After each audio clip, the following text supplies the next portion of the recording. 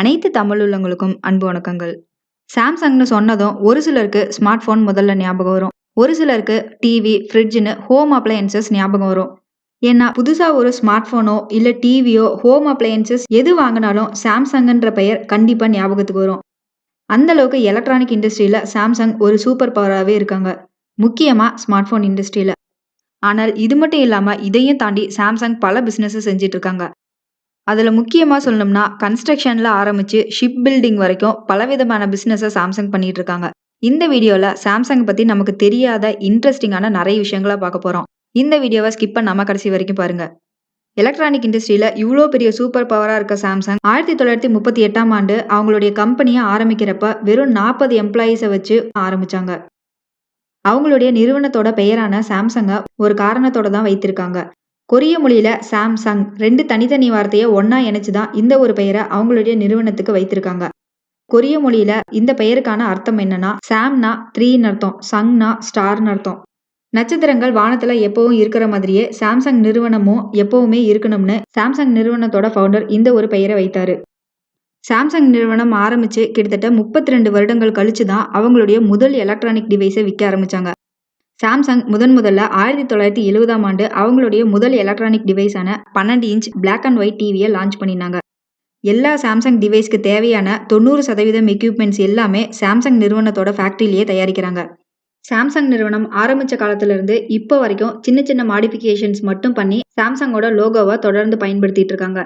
இதுக்கு முன்னாடி 1969 மற்றும் 1980ஆம் ஆண்டுகள்ல 2 லோகோ கிரியேட் பண்ணி யூஸ் பண்ணிட்டு இருந்தாங்க. இப்போ நாம பார்க்குற இந்த சாம்சங்கோட லோகோ 1993ஆம் ஆண்டு அறிமுகப்படுத்தினாங்க. நம்மள நிறைய பேருக்கும் சாம்சங்ன்றது ஒரு எலக்ட்ரானிக் நிறுவனமா மட்டும்தான் தெரியும். ஆனால் அதையும் தாண்டி சாம்சங்ன்ற பெயருக்கு கீழே பலவிதமான நிறுவனங்கள் இருக்கு. அதுல ரொம்ப ஆச்சரியப்படுற ஒரு விஷயம் என்னன்னா, உலகத்திலேயே மிக உயரமான கட்டிடமான புர்ஜ் கலிஃபான்ற கட்டிடத்தை கட்டினது சாம்சங் நிறுவனம் தான். 1986ஆம் ஆண்டுலேயே சாம்சங் நிறுவனம் மொபைல் போன்ஸ் தயாரிச்சு விற்க ஆரம்பிச்சாங்க. ஆனால் இந்த மொபைல்ஸ் எல்லாமே அவங்க எதிர்பார்த்த அளவுக்கு விற்கல. ஆனால் முயற்சியை கைவிடாம 1998ஆம் ஆண்டுல டிஜிட்டல் டிவியும், 1999ஆம் ஆண்டுல வாட்ச் போன், MP3 போனும், 2010ஆம் ஆண்டுல 3D ஹோம் தியேட்டர் லான்ச் பண்ணினாங்க. இது மட்டும் இல்லாம உலகத்திலேயே முதல் கர்வ்டு டிஸ்பிளே சாம்சங் தான் கொண்டு வந்தாங்க. 2013ஆம் ஆண்டு இந்த டெக்னாலஜியை சாம்சங் இன்ட்ரடியூஸ் பண்ணினாங்க. மற்ற ஸ்மார்ட் போன் பிராண்ட்ஸோட கம்பேர் பண்ணும்போது டெக்னாலஜில சாம்சங் எப்பவுமே ஒரு படி மேல இருக்காங்கன்னே சொல்லலாம்.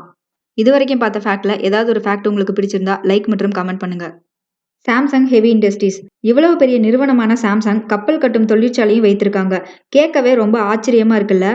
உலகத்திலேயே மிகப்பெரிய கப்பல் கட்டுற தொழிற்சாலைகள்ல இதுவும் ஒண்ணு. சாம்சங் ஹெவி இண்டஸ்ட்ரீஸ் கிட்டத்தட்ட 37,000 சதுர கிலோமீட்டர் அளவுக்கு பெருசா இருக்கு. ஒரு வருஷத்துக்கு மட்டுமே சராசரியா 30 பெரிய கப்பலை இந்த ஒரு தொழிற்சாலையில இருந்து மட்டுமே தயாரிக்கிறாங்க. நமக்கு வெறும் எலக்ட்ரானிக் பிராண்டா மட்டும் தெரிஞ்ச சாம்சங்ன்ற பேருக்கு கீழே கிட்டத்தட்ட 80க்கும் மேற்பட்ட நிறுவனங்கள் இருக்கு. ஆரம்பத்துல வெறும் 40 எம்ப்ளாயீஸோட ஆரம்பிச்ச இந்த சாம்சங் நிறுவனத்துல இப்போ 80க்கும் மேற்பட்ட வெவ்வேறு நாடுகள்ல இருந்து 3 லட்சத்துக்கும் மேல எம்ப்ளாயீஸ் வெவ்வேறு சாம்சங் நிறுவனத்துல வேலை செஞ்சுட்டு இருக்காங்க. ஆப்பிள், சாம்சங், கூகுள் இந்த 3 நிறுவனத்துல வேலை செய்யற எம்ப்ளாயீஸ் ஒன்னா சேர்த்தா எந்த அளவுக்கு எம்ப்ளாயீஸ் வருவாங்களோ அந்த அளவுக்கு எம்ப்ளாயீஸ் சாம்சங் நிறுவனத்துல மட்டுமே வேலை செஞ்சுட்டு இருக்காங்க. சாம்சங் ஸ்மார்ட் போனுக்கு தனியா ஒரு ஃபேன் பட்டாளமே இருக்கு. சாம்சங் ஸ்மார்ட் போன்னு சொன்னாலே எல்லாருக்குமே ரொம்ப பிடிச்ச ஒரு விஷயம்னா அவங்களுடைய டிஸ்பிளே. சாம்சங் எந்த அளவுக்கு முடியுமோ அந்த அளவுக்கு குவாலிட்டியான ப்ராடக்டை தயாரிக்கணும்னு நினைச்சாங்க. இதுக்கு முக்கியமான ஒரு காரணமும் இருக்கு. என்னன்னா 1995ஆம் ஆண்டுல சாம்சங்கோட சேர்மன் அவங்களுடைய ப்ராடக்ட்ஸ் எல்லாம் குவாலிட்டியா இல்லைன்னு சொல்லி கிட்டத்தட்ட 3666 கோடி மதிப்புள்ள 1,50,000 சாம்சங் டிவி, போன் மற்றும் ஃபேக்ஸ் மெஷின் அவங்களுடைய ப்ராடக்ட்ஸை 2900 எம்ப்ளாயீஸ் கண்ணு முன்னாடியே சாம்சங்கோட நிர்வாகிகள் உடைச்சு நொறுக்குனாங்க. ஏன்னா இந்த ப்ராடக்ட்ஸ் எல்லாமே அவங்க எதிர்பார்த்த அளவுக்கு குவாலிட்டியா இல்லைன்னு சொல்லி இந்த ஒரு செயலை செய்ததா சொல்றாங்க. இதற்கு பிறகு குவாலிட்டியான ப்ராடக்ட்ஸ் தயாரிக்கிறது மட்டும்தான் அவங்களுடைய நோக்கம்னு சொன்னாங்க. இவ்வளவு பெரிய நிறுவனமான சாம்சங் லாபத்தை மட்டுமே பார்த்து எல்லாமே செய்யல. அவங்க நாட்டோட பாதுகாப்புக்காகவும் ஒரு சில விஷயங்களை செஞ்சிருக்காங்க. 1980ஆம் ஆண்டுல இருந்து 1990ஆம் ஆண்டு வரை சாம்சங் ஏர்கிராஃப்ட் மேனுஃபேக்சரிங் பண்ணினாங்க. அதுல முக்கியமான ஒண்ணு சவுத் கொரியன் ஏர்ஃபோர்ஸ்க்காக KF-16ன்ற ஃபைட்டர் ஜெட்டை சாம்சங் தயாரிச்சிருக்காங்க. இது சவுத் கொரியாவோட முதல் ஃபைட்டர் ஜெட். ஆண்ட்ராய்டு ஒரு பெரிய புரட்சியை ஏற்படுத்துச்சுன்னு சொல்லலாம். ஆண்ட்ராய்டு இப்ப எந்த அளவுக்கு சக்சஸ் அடைஞ்சிருக்குன்னு எல்லாருக்குமே தெரியும். 2004ஆம் ஆண்டு ஆண்ட்ராய்டோட டெவலப்பர்ஸ் ஸ்ட்ரகிள் ஆயிட்டு இருந்த டைம்ல ஆண்ட்ராய்டை வாங்குறதுக்கான முதல் வாய்ப்பு சாம்சங் நிறுவனத்துக்கு தான் கிடைச்சது. ஆனால் சாம்சங் ஆண்ட்ராய்டுக்கு அந்த அளவுக்கு எதிர்காலம் இல்ல, இதை வாங்குறது வேஸ்ட்னு நினைச்சு விட்டுட்டாங்க. அதுக்கு அடுத்து 2 வாரத்துல கூகுள் ஆண்ட்ராய்டை வாங்கிட்டாங்க. இப்ப ஆண்ட்ராய்டு எந்த லெவல்ல இருக்குன்னு நமக்கே தெரியும். ஒருவேளை சாம்சங் ஆண்ட்ராய்டை வாங்கியிருந்தா இப்ப ஆண்ட்ராய்டோட நிலைமை எப்படி இருந்திருக்கும்? உங்களுடைய கருத்துக்கள் என்னன்னு கமெண்ட் செக்ஷன்ல சொல்லுங்க. நிறைய புது புது டெக்னாலஜியை கண்டுபிடிச்சு சாம்சங் அவங்களுடைய டிவைஸ்ல இம்ப்ளிமெண்ட் பண்ணியிருக்காங்க. வயர்லெஸ் சார்ஜிங் ஸ்மார்ட் போன்ஸை ஃபர்ஸ்ட் டெவலப் பண்ணினதும் சாம்சங் தான். சாம்சங் கண்டுபிடிக்கிற எல்லா டெக்னாலஜிக்குமே அவங்க சொந்தமா பேட்டன்ட் ரைட்ஸும் வச்சிருக்காங்க. கிட்டத்தட்ட 3 லட்சத்துக்கும் மேல சாம்சங் பேட்டன்ட் ரைட்ஸை வச்சிருக்காங்க. யூஎஸ்ல மட்டும் 7670 பேட்டன்ட் ரைட்ஸை சாம்சங் ரெஜிஸ்டர் பண்ணியிருக்காங்க. அமெரிக்கால அதிக பேட்டன்ட் ரைட்ஸ் வைத்திருக்க நிறுவனங்கள்ல சாம்சங் 2வது இடத்துல இருக்காங்க. ஒரு வருஷத்துக்கு மட்டுமே கிட்டத்தட்ட 10,000 பேட்டன்ட் ரைட்ஸை சாம்சங் ரெஜிஸ்டர் பண்றாங்க. சாம்சங் நிறுவனம் பிசினஸ்ல மட்டும் ஃபோக்கஸ் பண்ணாம எஜுகேஷனுக்காகவும் ஒரு சில விஷயங்களை செய்யறாங்க.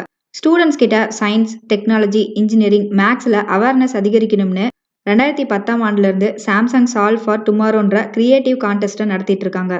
கடந்த 10 வருடங்கள்ல 20 நாடுகள்ல இருந்து கிட்டத்தட்ட 1,60,000 ஸ்டூடெண்ட்ஸ் சாம்சங்கோட இந்த கான்டெஸ்ட்ல பார்ட்டிசிபேட் பண்ணியிருக்காங்க. ஆப்பிள் நிறுவனத்துக்கும் சாம்சங் நிறுவனத்துக்கும் எந்த அளவுக்கு போட்டி இருக்குன்னு எல்லாத்துக்குமே தெரியும். 2012ஆம் ஆண்டுல ஆப்பிள் நிறுவனம் 8 சாம்சங் டிவைஸோட சேல்ஸை பிளாக் பண்ணணும்னு நினைச்சாங்க. இதுக்காக 2012ஆம் ஆண்டுல ஆப்பிள் நிறுவனம் என்ன செய்தாங்கன்னா 6 ஆப்பிள் ஸ்மார்ட் போனோட டெக்னாலஜியை சாம்சங் திருடி அவங்களுடைய ஸ்மார்ட் போன்ல யூஸ் பண்ணியிருக்காங்கன்னு சாம்சங் மேல $2.5 மில்லியன் கேஸ் போட்டாங்க. 2012ஆம் ஆண்டுல இருந்து 2013ஆம் ஆண்டு வரைக்கும் 10 நாடுகள்ல கிட்டத்தட்ட 50க்கும் மேல பேட்டன்ட் ரைட்ஸ் கேஸ் நடந்துச்சு. இந்த ஒரு கேஸ்க்கு அமெரிக்கன் கோர்ட் ஆப்பிள் நிறுவனத்துக்கு சாம்சங் $1.5 மில்லியன் ஃபைன் பே பண்ணணும்னு சொல்லி தீர்ப்பு கொடுத்தாங்க. ஆனால் இதே கேஸ்க்கு சவுத் கொரியன் கோர்ட் 2 தரப்புலையுமே பேட்டன்ட் ரைட்ஸ் ரூல்ஸை மீறி இருக்காங்க. ஸோ யாருமே ஃபைன் பே பண்ண தேவையில்லன்னு சொல்லிட்டாங்க. ஆப்பிளோட இந்த ஒரு முயற்சி தோல்வியில தான் முடிஞ்சுது. சவுத் கொரியா என்னதான் அளவுல சிறிய நாடா இருந்தாலும் ரொம்பவே வளர்ச்சி அடைஞ்ச ஒரு நாடு. சவுத் கொரியாவோட மொத்த ஏற்றுமதியில கிட்டத்தட்ட 5% சாம்சங்கோட அஃபிலியேட் கம்பெனிஸ் மட்டுமே பண்றாங்க. இது மட்டும் இல்லாம சவுத் கொரியாவோட மொத்த ஜிடிபியில கிட்டத்தட்ட 17% சாம்சங்ல இருந்து மட்டுமே வருது. சாம்சங் வெறுமனே பிசினஸ்ல மட்டும் ஃபோக்கஸ் பண்ணாம நிறைய சேரிட்டி ஒர்க்கும் பண்றாங்க. அதுல முக்கியமா சொல்லணும்னா ஒரு வருஷத்துக்கு $100 மில்லியன் மெடிக்கல் சேரிட்டிக்கு மட்டுமே சாம்சங் டொனேட் பண்றாங்க. இது மட்டும் இல்லாம பல தொண்டு பணிகளை சாம்சங் நிறுவனம் தொடர்ந்து செஞ்சுட்டு வராங்க. அதுல முக்கியமான ஒண்ணு சாம்சங் மெடிக்கல் சென்டர். இது சவுத் கொரியால இருக்கு. இது ஒரு நான் ப்ராஃபிட்டபிள் ஹாஸ்பிட்டல்.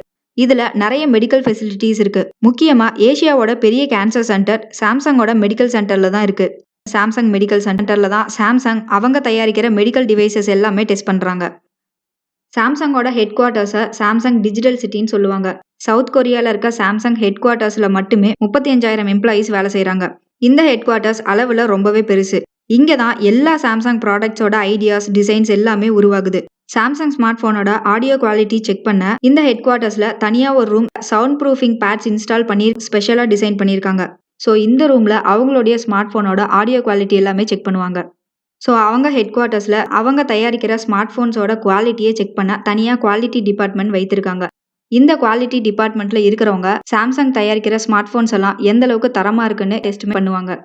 இது மட்டும் இல்லாம சாம்சங் டிவைஸ்ல இருக்க ரிங் டோன்ஸ், அலர்ட் சவுண்ட்ஸ் எல்லாமே இந்த ஹெட் குவார்ட்டர்ஸ்ல இருக்க சவுண்ட் லேப்ல தான் கிரியேட் பண்றாங்க. நம்ம சாம்சங்ல கேட்கிற எந்த ஒரு மியூசிக்குமே சாம்சங் அவங்களுடைய ஹெட் குவார்ட்டர்ஸ்ல ஓனா கிரியேட் பண்ணது. சாம்சங் டெக்வின் என்ற கம்பெனியை மிலிட்டரி எக்யூப்மெண்ட்ஸ் தயாரிக்க உருவாக்கினாங்க.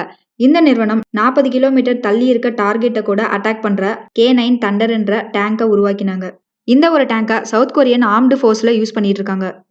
நம்ம நார்மலா வீட்ல பயன்படுத்துற ஹோம் அப்ளையன்சஸ்ல இருந்து ராணுவத்துல யூஸ் பண்ற டேங்க், ஃபைட்டர் ஜெட்னு சாம்சங் செய்யாத பிசினஸே இல்லைன்னு சொல்லலாம்.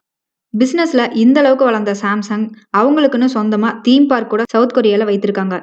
சாம்சங்கோட இந்த தீம் பார்க் பேர் எவர்லேண்ட். சவுத் கொரியால இருக்க தீம் பார்க்லயே பெரிய தீம் பார்க்னா அது சாம்சங்கோட இந்த எவர்லேண்ட் தீம் பார்க் தான். சாம்சங் டிவைசஸ் இந்த அளவுக்கு சக்சஸ் ஆனதுக்கு முக்கியமான ஒரு காரணம்னா அவங்களுடைய R&D டிபார்ட்மெண்ட். சாம்சங் அவங்களுடைய R&Dக்காக நிறைய இன்வெஸ்ட் பண்றாங்க. 2012ஆம் ஆண்டுல மட்டும் $10.8 மில்லியன் R&Dக்காக மட்டுமே சாம்சங் இன்வெஸ்ட் பண்ணியிருக்காங்க. 2016ஆம் ஆண்டுல சாம்சங்கோட நோட் 7 நிறைய பிரச்சனையை சந்திச்சுது. முக்கியமா பேட்டரி இஷ்யூஸ்னால நோட் 7 டிவைஸ் ஓவர் ஹீட் ஆகி நிறைய எக்ஸ்ப்ளோடும் ஆக ஆரம்பிச்சுது. ஸோ இந்த ஒரு விஷயத்த சரி செய்ய $2.5 மில்லியன் டிவைஸை சாம்சங் திரும்ப வாங்கிட்டாங்க. சாம்சங்கோட இந்த ஒரு டிவைஸ் எக்ஸ்ப்ளோர்ட் ஆக ஆரம்பிச்சதும் ஃப்ளைட்ல டிராவல் பண்ணும்போது சாம்சங் நோட் 7 எடுத்துட்டு வரக்கூடாதுன்னு நிறைய ஏர்போர்ட்ல தடை பண்ணினாங்க. இதையும் மீறி சாம்சங் நோட் 7 டிவைஸை யாராவது ஃப்ளைட்குள்ளே எடுத்துட்டு போனாங்கன்னா $1,79,000 ஃபைன் கட்டுறது மட்டும் இல்லாமல் 7 வருஷம் ஜெயில் தண்டனை அனுபவிக்கணும். சாம்சங் நிறுவனத்தோட ஒரு நிமிட வருமானம் கிட்டத்தட்ட $4 லட்சம். ஒரு நிமிஷத்துல மட்டுமே $4 லட்சம் சம்பாதிக்கிறாங்க. இந்த வீடியோ பற்றிய உங்களது கருத்துக்களை கமெண்ட் செக்ஷன்ல சொல்லுங்க. இந்த வீடியோ உங்களுக்கு பிடிச்சிருந்தா லைக், ஷேர் பண்ணுங்க, மறக்காம சப்ஸ்கிரைப் பண்ணுங்க. நன்றி.